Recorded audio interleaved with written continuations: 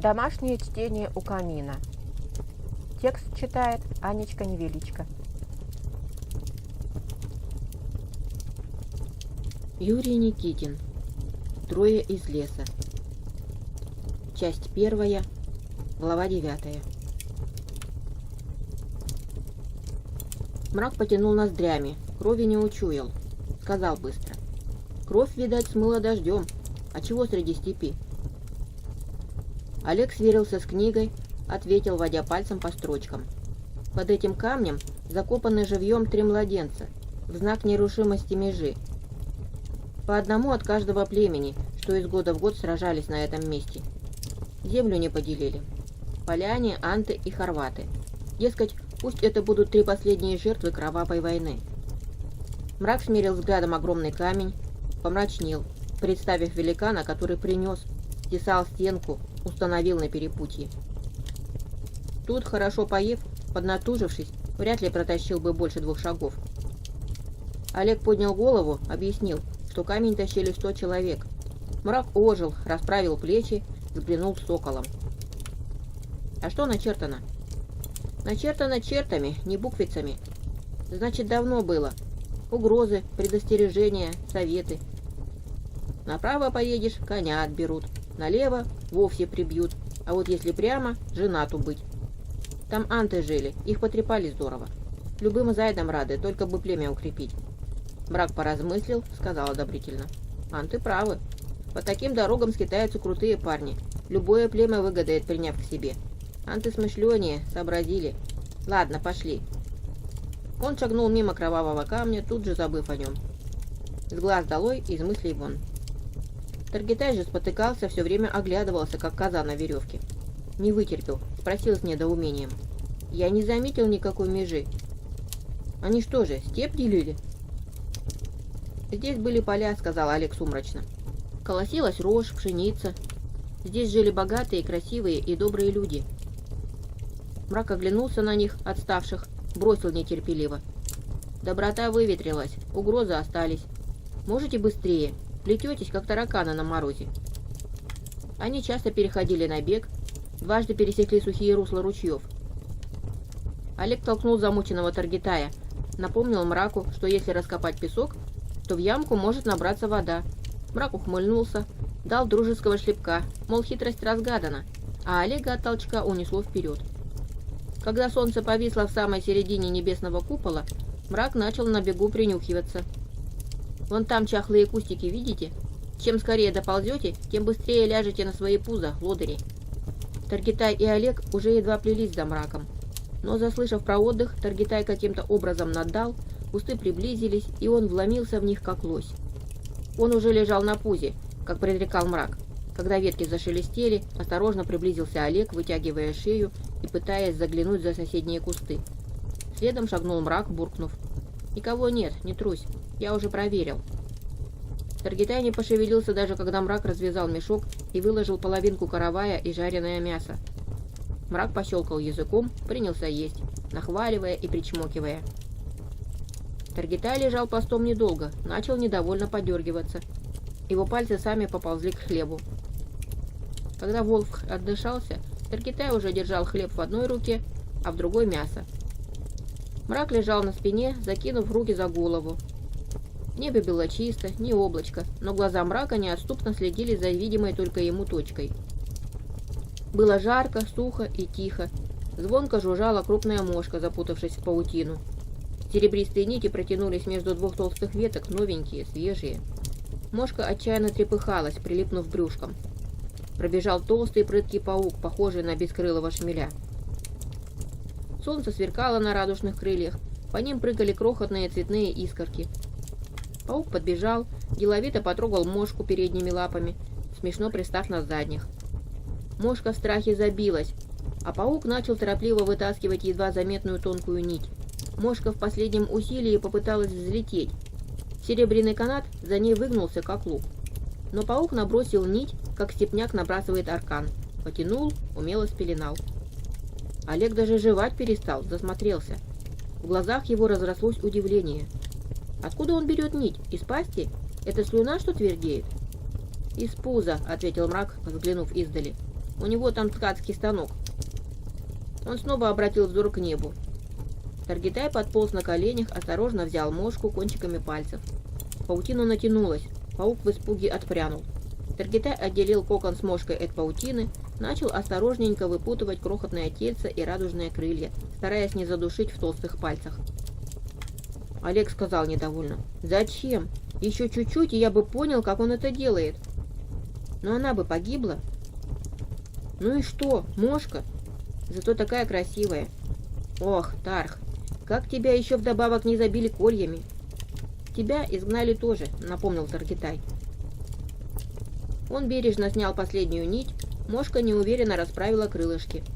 Таргитай пошевелил пальцем, но мошка взлететь не рискнула. Полезла на самый кончик, потопталась, перебирая крохотными лапками. На солнце просвечивало. Таргитай разглядел, как внутри билось маленькое сердечко. Крылышки завибрировали, мошка вдруг исчезла, словно растворилась в синем небе.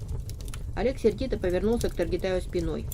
Голодный паук суетливо бегал по нитям, латал дыру в сети. Мрак повернул голову, смотрел, скалил зубы. Изгнали обоих, но какие разные.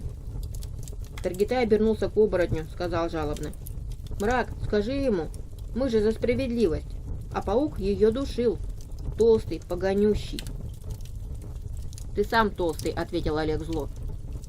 «Мрак, что делать с этим дураком? Я, может быть, новое заклятие бы придумал. Оставалось чуть-чуть понять». «Понять», — сказал Таргитай саркастически. «Главное, сердцем чуять». Мрак даже не повернул голову. Он наблюдал за невидимым жаворонком. Губы шелохнулись в хмурой усмешке. «Паук, мошка. Нашли, о ком сердоболиться. Со мной двое существ куда беспомощнее. Им бы уцелеть». Пока пережидали полуденный зной, Таргитай часто и жадно пил, но вода снова уходила обильным потом. Костлявый Олег прикладывался к баклажке реже, а Мрак напился лишь однажды, запив последний ломоть печени. Когда лучи солнца стали не отвесными, а косыми, Мрак выглянул из-под зелени веток, потянул носом. «Видите густой кустарник? Там малый ключ. Тарх, собери пустые баклажки, наполни». Таргитай нехотя поднялся. «А почему мы сразу не пошли туда, если там родник? Полежали бы на травке». «Туда каждый прет сразу», — ответил Мрак насмешливо. «Издали видно, что там вода. Только вам невдомек». «А вам драки ни к чему, верно?» Олег торопливо закивал. «Верно, верно, Мрак. Тарх, чего стоишь? Иди за водой. Сполосни сперва и не зачерпни с водой лягушку. Если проглотить такую, она выведет в животе головастиков. А по ночам, когда человек спит и открывает рот, они будут выходить и охотиться на комаров». Мрак, помахивая веточкой, сказал с интересом: «Здорово, надо будет завести. Пусть ночью по мне прыгают эти зеленые, ловят проклятых кровососов». Таргитай унесся, собрав все баклажки. Волчью шкуру он оставил в кустах, пусть сохнет от пота. Солнце нещадно палило обнаженные плечи и спину. Еще у полян обгоревшая кожа 2 раза облизала широкими клочьями, как у змеи. Сейчас тьфу-тьфу закрепилась, только потемнело, огрубело. Он ломился через кусты, чувствуя их свежесть. Листья зеленее, а молодые побеги длиннее. Конечно, Мрак прав, выбрав для отдыха чахлые невзрачные кусты. Но он, Таргитай, не утерпел бы, разлегся бы на этой шелковистой травке. Над песком поднимался водяной бурунчик, а в шаге от него песок был уже сухой. Положив на траву баклажки, Таргитай встал на четвереньки, чувствуя, как ладони погружаются в песок, припал ртом к подземному ключику. Ледяная вода обожгла рот, от холода заломила зубы. Он торопливо сглотнул, на зубах заскрипел песок. Вдруг в тихом воздухе послышался стон. Таргитай подпрыгнул, в страхе завертел головой, не соображая, в какую сторону бежать. Стояла мертвая тишина. Затем слабый стон повторился. Таргитай дернулся было в сторону, но стон не угроза, а кустарник невелик, степняков с конями не спрячет. Дальше голая степь, ящерица не охотится. Трава на версты полегла под ветром и ночным градом. Он нерешительно шагнул вперед, вытянул шею. Было жутко. Лучше бы убежать и вернуться с могучим и бесстрашным мраком. Но кусты уже двигались навстречу, и он внезапно вышел на вытоптанное людьми и конскими копытами место. Посреди поляны лежал распятый голый человек. Он весь был залит кровью. В сторонке пламенели красные клочья одежды. Руки и ноги были разведены широко в стороны, туго прикручены ремнями к кольям, вбитым в землю. Живот был вспорот, набит булыжниками, грязью. Кишки тянулись на несколько шагов в обе стороны. Их облепили навозные мухи, а хищные жуки уже грызли мясо, рылись во внутренностях. Веки были срезаны, как у Степана. Глаза неподвижно смотрели в безоблачное небо, где от жаркого солнца плавилась небесная твердь. Таргитай оцепенело смотрел на изуродованное тело. Распятый человек шелохнул головой, произнес внятно: «Воды». Таргитай подпрыгнул, не веря своим ушам. Этот человек еще жив? Но как может человек вытерпеть такие муки и остаться жив? «Сейчас!» — вскрикнул он. «Сейчас!» Он проломился через заросли, оставляя просеку, торопливо наполнил флягу, прибежал, не понимая, почему вдруг не стал видеть дорогу, словно глаза застлала пелена ливня. Он упал на колени перед распятым. Губы того были срезаны, на солнце блестели крупные желтые зубы. Таргитай начал лить воду в полураскрытый рот. Человек закашлялся. «Я сейчас освобожу тебя!» — крикнул Таргитай дрожащим голосом. «Сейчас!» «Дурак!» — прошептал человек. «Меня уже освобождают боги. Я не вижу, солнце сожгло глаза. Но по голосу ты не степняк, не поленин. Я невр из леса». «Невр?» — повторил человек шепотом. «Пророчество сбывается. Невры выходят из леса, старому миру конец». «Кто ты?» — спросил Таргитай, всхлипывая. Он не мог смотреть в обезображенное лицо. «Откуда ты знаешь нас? Ты поленин?» «Все мы — поляне, анты, хорваты, бодричи, потомки изгоев из вашего племени. Мы не такие могучие, как вы, невры. Но скажи, если встретишь славов, что Микол, сын Тавра, внук Владимира, победил степняков». «Как?» — спросил Таргитай сквозь рыдание. «Не застонал, не вскрикнул. Я смеялся, когда спарывали живот. Я плевал в их поганые хари. Я пел, когда выламывали пальцы. Наши боги сильнее». Голос внезапно прервался. Таргитай заревел, уже не сдерживаясь. Пальцы тряслись, он никак не мог развязать узлы. Сзади раздался громкий голос. От испуга Таргитай упал через Микла. Руки заскользили в сгустках крови. «Он мертв?» Олег держал острием вперед секиру. Мрак прошел вперед, с шумом раздирая колючие ветки. Лицо его было темным, в глазах метались красные искры. Он успел сказать, что он Микл, сын Тавра из племени Славов. Он погиб храбро, но почему-то считает, что мы еще храбрее. Мрак покачал головой. «Надо же о ком-то рассказывать сказки. А какие вы с Олегом храбрецы, сами знаете. Воды набрал?» «Нет», — убито ответил Таргитай. Услышал стон, ну и... «Заполни фляги», — распорядился Мрак. «А мы с Олегом зароем несчастного. Может быть, он и был храбр, но не был умен. Иначе бы заночевал в том кустарнике, где прятались мы». Таргитай опрометью бросился к воде. Когда вернулся, Мрак с Олегом наваливали на земляной холмик камни, чтобы зверье не растаскивало человечьи кости. Чернели 4 ямки. Видать, Мрак не распутывал узлы, а попросту выдернул колья. Не сговариваясь, они зашагали быстрым шагом. К солнцу держались спинами. Долго шли молча, взбивая пыль. Каждый думал о своем. Наконец Таргитай проговорил горько. «Везде кровь, жестокость, несправедливость. Не только в лесу, а и в степи. Выходит, нет на свете справедливости?» «Нет», — отрубил Мрак жестко. Олег промолчал. «Так что же делать?» — спросил Таргитай отчаянным голосом. Его губы дрожали. «Да, я родился в этом зверином мире, но я не хочу и не могу быть зверем». Мрак промолчал. Неожиданно ответил Олег. «Раз уж мы вышли в мир, где нет справедливости, то эта работа ложится на наши плечи. Может быть, для того и вывели нас из леса?» «Для чего?» — не понял Таргитай. «Сделать мир справедливее», — ответил Олег книжным голосом. «Хоть на волосок». Мрак насмешливо хмыкнул и ускорил шаг. Они шли через знойную степь, когда вдруг мрак молниеносно качнулся в бок, а его ладонь швырнула Олега на землю. Почти одновременно что-то острое ударило Олега сзади. Он упал, непонимающе лапнул ушибленное место. Вдруг ощутил режущую боль. Таргитай припал к земле, а мрак исчез. Лишь трава разгибалась, указывая на след. Олег нащупал древко стрелы, что, пробив толстую волчью шкуру, торчала из его спины. Если бы не мрак, стрела вонзилась бы в незащищенную шею или затылок. Таргитай осторожно приподнял голову, спросил испуганным шепотом: «Ты цел?» «Убит», — простонал Олег, — «как рыба на остроге». «Потерпи, мрак вернется. Хочешь, я сам выдерну?» «Нет», — вскрикнул Олег в ужасе. «Лучше я умру с торчащей стрелой в сердце, чем терпеть новые муки». Таргитай присмотрелся. «Сердце с другой стороны и намного выше». «Но кровь! Я истекаю кровью!» Таргитай подполз, поглядел ближе. «Это не совсем кровь. Почему-то желтая, а не красная. И воняет гадостно. Подождем мрака?»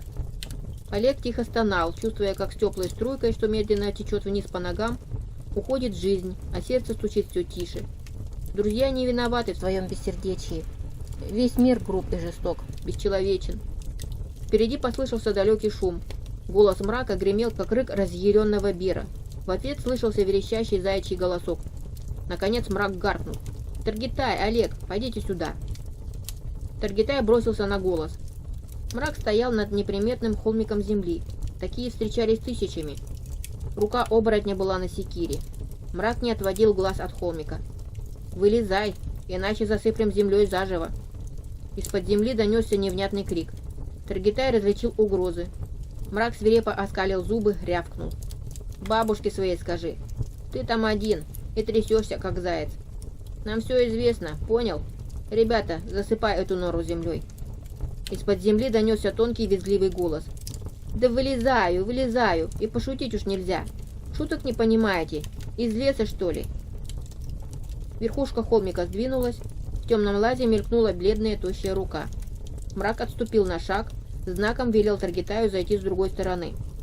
Таргитай вытащил нож. Из земляной норы медленно вырос до пояса огненно-рыжий мелкокостный мужичонка. Мрак ухватил его за пояс, выдернул как зайца, швырнул на землю. «Тарх, свяжи этого крота». «Где Олег?» «Говорит, что совсем помирает». Мрак придавил мужичонку лицом в землю, и Таргитай неумело, но крепко и жестко, Дрягва научила, стянул кисти рук пленника за спиной. «Отчего помирает?» «Стрела торчит из задницы». «Все-таки подцелил», — буркнул мрак.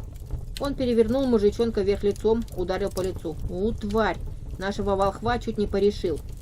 Знаешь, что он с тобой сотворит? Если ногу занозит, то вся деревня сбегалась на крик. А когда как-то палец прищемил, то беры зимой выскакивали из нор от его воя». Мужик ерзал на спине, умащивая скрученные руки. Из-под рыжих, почти красных бровей люто зыркали маленькие глазки, синие, как васильки. Зашелестела трава, показался медленно бредущий Олег. Он был смертельно бледным, лицо перекошено нечеловеческими муками. Мрак потянул носом, скривился, быстро спросил: стрелок, где вода поблизости?» «Нету», — буркнул мужичонка. «Подохните все, аки псы поганые». Мрак приставил ему к горлу нож, жутко ухмыльнулся, глядя в глаза. «Так бы и селился далеко от воды. Говори, ну?» «Вон в той балке», — ответил мужичонка неохотно. «Малый ключ, таких быков не напоит». «Тебе все одно больше не пить. Чего за нас тревожиться? Тарх, возьми мудрого волхва к ручью, промой ему рану. Нет, пусть сам промоет». Таргитай подхватил Олега под руку, тот навалился всем весом. Таргитай забежал с подветренной стороны, как спустились в балку. Ручей прятался среди густой сочной травы. Олег выл, стонал, умирал, а когда начал промывать рану, стрела выпала, кровь закапала гуще. Таргитай залепил рану подорожником. Мрак называл такие раны царапинами. Оставлял заживать сами по себе. Но Олег взвыл от невыносимой боли, зашипел, как сало на раскаленной сковородке. Когда вернулись, мрака не было, а возле открытого лаза лежала сорванная плетеная крышка. В ней еще торчали комья земли с чахлой травой. Вокруг лаза блестели на солнце кривые узкие мечи, акинаки, 6 колчанов со стрелами, 6 луков, 2 секиры, железный шлем, доспехи из буйволиной кожи. Мужик лежал вверх лицом, туго связанный. Мрак вылез из потайной землянки, ухмыльнулся. «Целый склад. Этот хорь стрелял в спины, потом грабил». Таргитай с удивлением оглядывал разложенное оружие. «Я бы прошел поверх, не заметил. Твое чутье опять нас спасло». «При чем тут чутье? Думать надо». Страдающий Олег доковылял до пленника, заглянул ему в глаза. Тот пытался выдержать горящий взгляд, но побледнел, его тряхнуло, словно бросили в прорубь. Мрак спросил свирепо: «Ты кто? Степняк? Поленин?» Мужичонка затряс головой. «Не степняк, не поленин, я ни за кого, я просто живу на белом свете».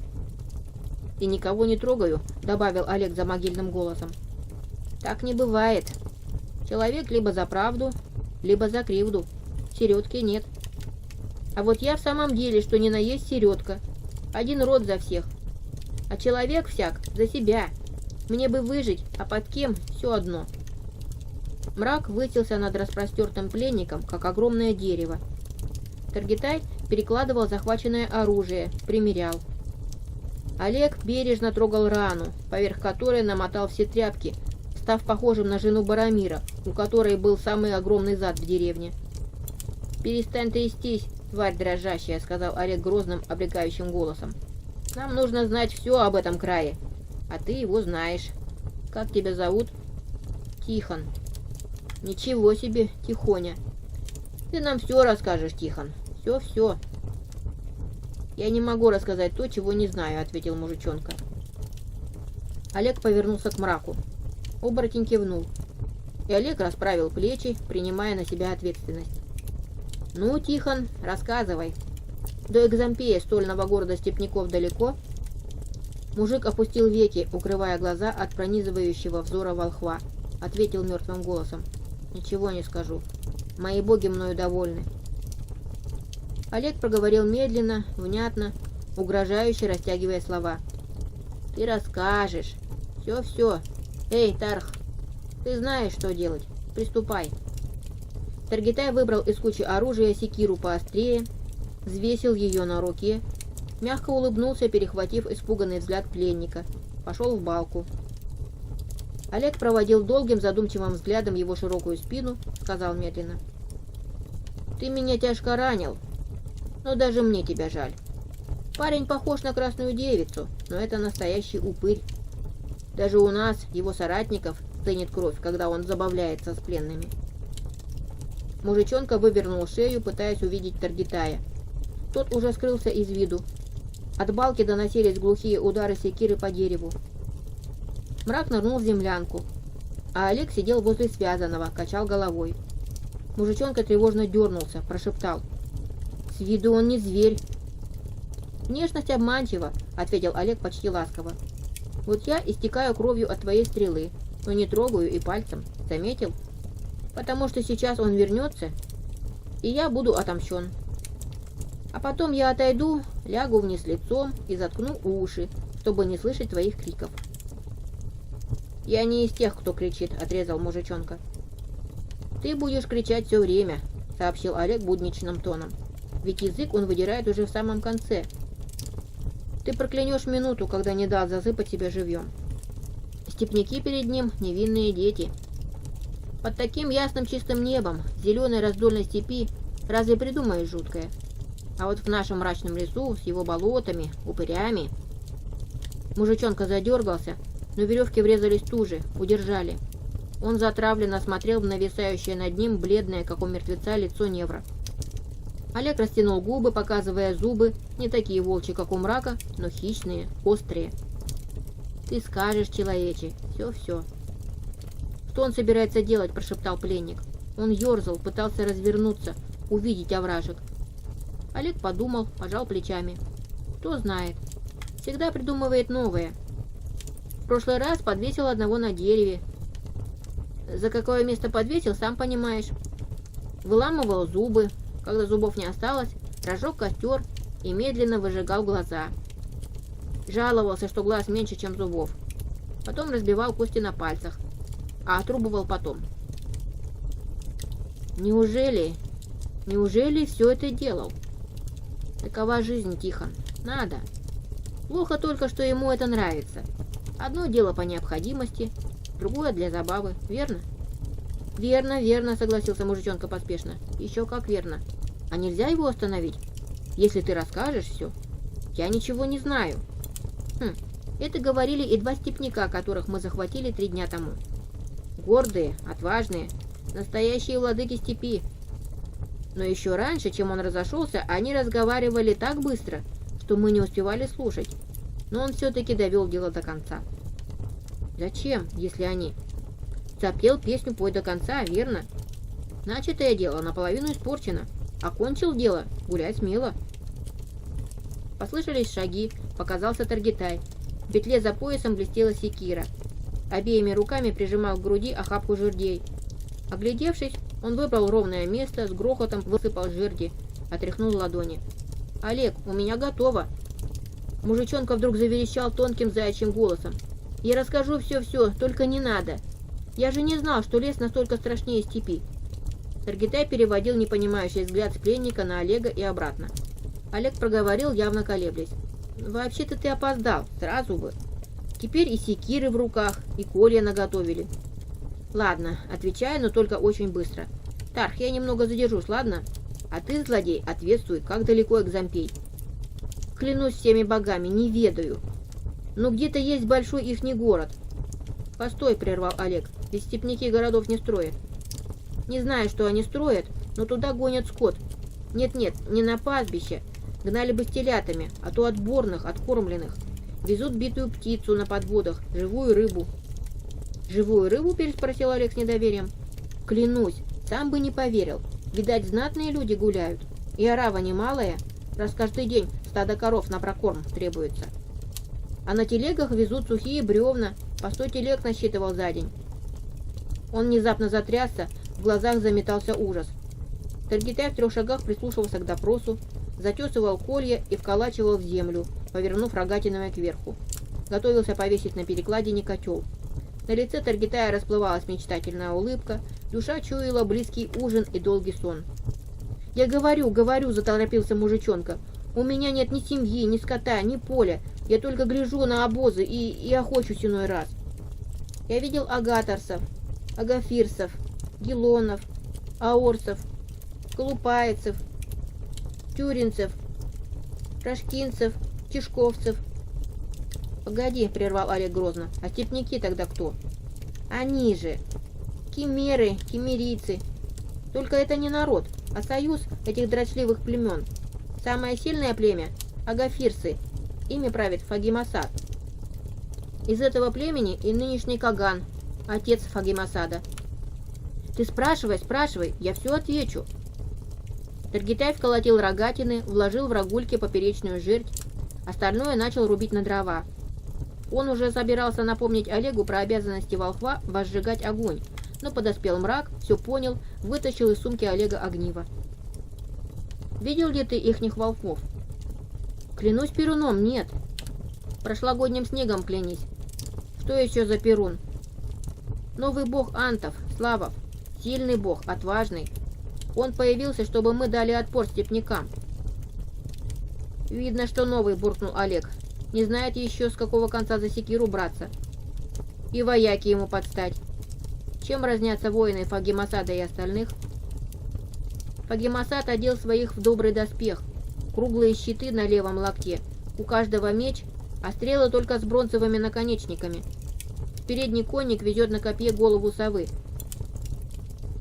На площадке взвелись красные языки огня, затрещал костер. От него пошло тепло. Но мужичонка, напротив, побледнел, начал зябко ежиться, губы стали сизыми, как от мороза.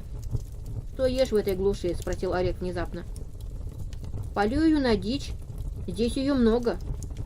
«Дровы?» — поинтересовался Олег. «Перепелки, зайцы?» Из землянки выкарабкался мрак, держа 3 большие чаши странного вида. Он весело скалил зубы. «Олег, если он сказал все, развяжи руки, ноги оставь. Жаль изничтожать такого искусника. Чаши чудо». а там их еще с дюжину». Олег с неохотой развязал мужику руки, опасливо отодвинулся. Мужик с облегчением перевел дух, потер раскрасневшиеся кисти, сказал с некоторой гордостью: «Был ковалем. Умел сковать и подкову, и серебряную висюльку девке в ушко. Когда-то детворе свистульки лепил». Таргитай хлопотал вокруг костра, подкладывал хворост, мешал прутиком кашу в котелке. Олег поднялся, пригрозил: «Попробуешь развязать узел, умрешь лютой смертью. Сколько душ ты успел загубить, злодей?» Мрак покосился на оружие, сказал задумчиво: «Если считать по мечам, то 8. «Понимаешь», — одобрил мужичонка, хоть и здоровый, как сарай у бабки. «Конечно, мечи только у лучших, остальные с пиками да арканами. Даже лук не у каждого». Мрак любовно поставил перед костром чаши. Пламя костра заиграло на желтоватой кости, серебряной оправе. И Таргитай не сразу узнал человеческие черепа, умело оправленные в серебро. Он с негодованием повернулся к пленнику. Тот съежился и сказал быстро-быстро: «Это кимеры. Видите, черепа в 1,5 раза меньше ваших, а глазки совсем узенькие. Из ваших черепов я бы сделал настоящие бадьи, коней бы поил. Не знаю, какого вы племени, но таких черепов у меня нет. Обыщите». Мрак небрежно отмахнулся. «Обыскал. Ты и жрал их?» «Дичь ведь», — ответил мужичонка нерешительно. Его глаза бегали по лицам огромных невров. «Чем они лучше другого зверья?» «Ничем», — успокоил Мрак. Он покосился на друзей. «Ты охотился на одиночек?» «Поначалу. Потом увидел, что могу справиться с 2-3. Вышли пешими. Должен был побить, как свиней». Он запнулся. Мрак сказал доброжелательно: «Мне нужна горькая правда, а не сладкая брехня». «Как свиней», — повторил пленник. «Но чем-то выдал себя, хотя не пойму до сих пор чем. Я не промахивался до сего дня. Я даже к обозам приглядывался, всякие задумки лелеял. С обозами в ихний город едут и кимеры, и такое отродье, что плюнул бы в глаза тому, кто сказал бы про такое. Одни белые, как снег, с вас ростом, другие, как головешки, черные. Были и совсем желтые, а глаза косые, как у зайцев. Одеты иной раз так, что не поймешь, мужик или баба». Ночью мужик пытался перегрызть зубами ремень, стягивающий ноги. Мрак учуял, терпеливо дождался, когда пленник со вздохом облегчения догрыз последний узел, лишь тогда с удовольствием дал по зубам. Связал туже, накинул петлю на горло. Утром, когда по низине плыл туман, Мрак растолкал изгоев. «Был один лодырь, стало 2. Лучше всего бежать по степи сейчас, пока от жары еще не закипела вода в заднице». Мужик лежал скрюченный, посиневший. Веревки глубоко врезались в распухшее тело. Он дышал тяжело, с хрипами. Олег, зябко ежась, побежал умываться. Таргитай выполз из кустов, щурясь, зевая во всю пасть, потягиваясь с таким рвением, будто собирался схватить и сдернуть за портки богов с небес. «Выбери себе оружие», — велел Мрак. «Этот степной упырь собрал столько, что целое войско можно снарядить. Лук возьми. Стрелять обучу, либо вообще руки переломаю». Олег принес в котле родниковой воды. Мрак засмеялся наивной хитрости, пинком опрокинул. Вода плеснула на пленника. Олег, ничуть не смутившись, мол, не прошло, так не очень и хотелось, начал увязывать мешок. Мрак не дает утром рассиживаться, гонит по росе, когда солнце еще не палит плечи и голову. «Надо бы срезать башку», — сказал Мрак, остановившись над пленником. «Ты же ранил нашего мудрого волхва как раз в то место, на котором сидит, когда мыслит. Но мы, люди леса, народ простой, не испорченный. Живи, делай чаши. А мы малость разгрузим твои запасы. А то тебе придется рыть новую землянку под склад. Но если дом всю жизнь строить, то когда в нем жить?» Олег выбрал лук, подобрал по руке секиру. Мрак осмотрел, похвалил, затем швырнул отобранное в зияющий ход, сказал с удовлетворением: «Недаром Барамир говорил: послушай Олега и поступи наоборот. То было худшее. Злодей для таких, как ты, олухов держит». Уходя, Мрак одним движением рассек ремень, стягивающий руки Тихона. Таргитай и Олег поспешно уходили вперед, боясь оглянуться назад с того момента, как увидели, как Мрак с секирой подходит к связанному пленнику. «Ноги сам развяжешь», — бросил Мрак. «Луки и колчаны я бросил в твою нору, а то еще стрельнешь с дуру». Счастливой охоты, Рыжий.